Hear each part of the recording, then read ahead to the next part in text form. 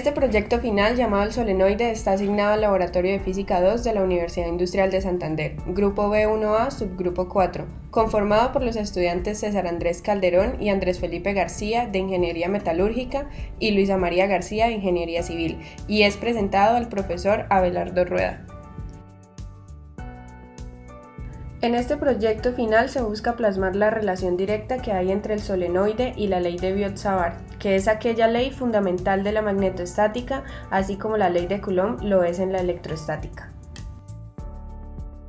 Para la metodología se necesitará acceso a Internet, un computador y el simulador de campo magnético para una configuración de solenoide donde se ajustarán los valores de N igual a 500 y de L de 10 centímetros. Se variará la corriente para finalmente añadir los resultados en una gráfica tratada posteriormente.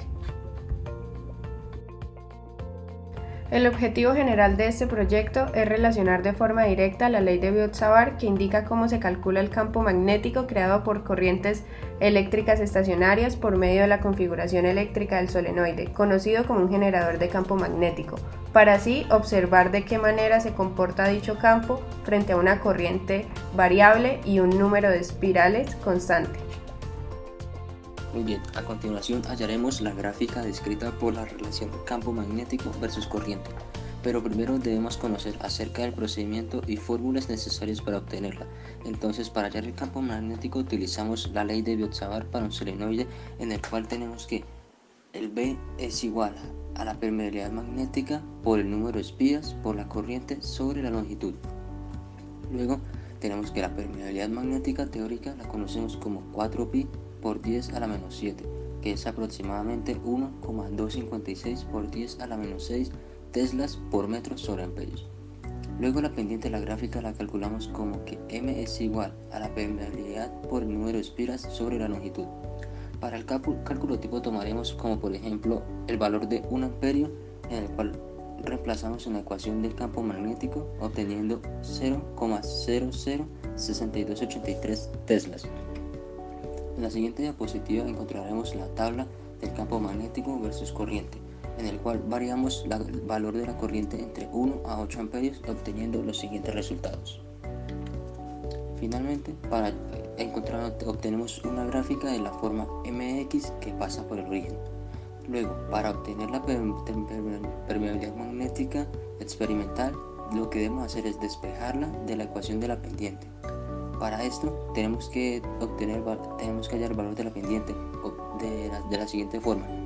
Tomaremos dos puntos de la gráfica obteniendo el siguiente resultado de 0,005717 teslas sobre amperio, el cual evaluaremos en la ecuación de la permeabilidad magnética obteniendo un resultado de 1,1434 por 10 a la menos 6 teslas por metro sobre amperios, obteniendo así la permeabilidad magnética experimental. A continuación, las conclusiones.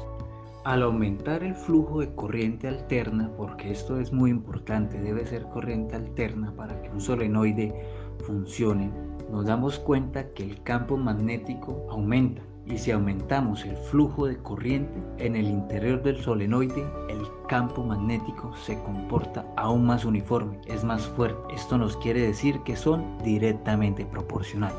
En nuestra segunda conclusión tenemos que un solenoide solamente produce un campo magnético cuando está pasando a través de él corriente. En ese momento adquiere propiedades electromagnéticas. En el instante en que el flujo de corriente se corte, se pierden todas las propiedades electromagnéticas. Nuestra tercera conclusión se corrobora por medio de múltiples videos de que al intercambiar los cables que salen de la fuente de alimentación, el positivo al negativo, el negativo al positivo, nos damos cuenta que por medio de un teslámetro que mide la magnitud y la dirección, podemos ver que el signo del campo magnético cambia. Si es positivo, cambia a negativo. Eso quiere decir que invertimos el sentido de la corriente eléctrica que está atravesando el solenoide. Ahora continuamos con las preguntas. La primera de ellas es: ¿qué produce un mayor campo magnético, un solenoide o un electroimán? La respuesta a esto es: un electroimán produce un mayor campo magnético. Esto es debido a que el electroimán tiene un núcleo de un material ferromagnético, como por ejemplo el hierro dulce. Las propiedades de este material le permiten tener un orden magnético con el mismo sentido y dirección entre los dipolos y el campo magnético provocado por la corriente que está pasando por las espiras de alambre.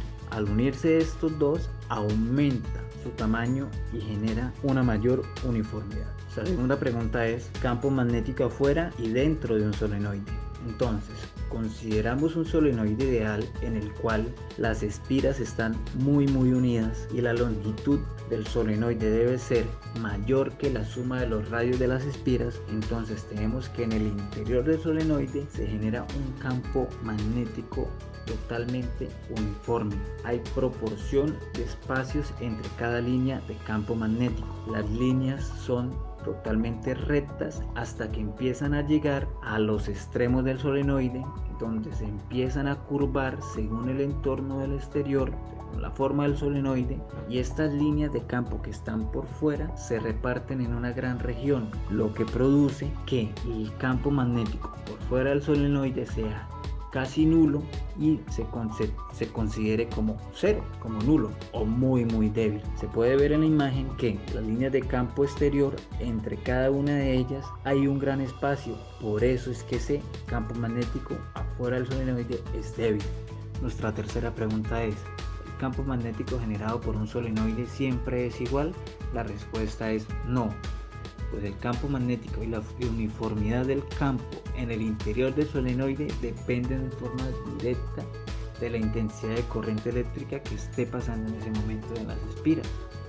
También de otros tres factores: la cantidad de espiras que tiene el solenoide, qué tan unidas están las espiras en el solenoide y la longitud o el largo del solenoide. Por eso es que el campo magnético de un solenoide no es igual, al menos de que se generen o se simulen siempre las mismas características. Nuestra cuarta pregunta es: ¿cómo se identifica el norte de un solenoide? El polo norte magnético de un solenoide se determina por medio de la regla de la mano derecha. Entonces, como lo vemos en la figura, con los 4 dedos siguiendo la dirección de la corriente a través de las espiras, mientras que el dedo pulgar nos va a señalar la dirección de las líneas de campo y nuestro polo norte magnético en el solenoide.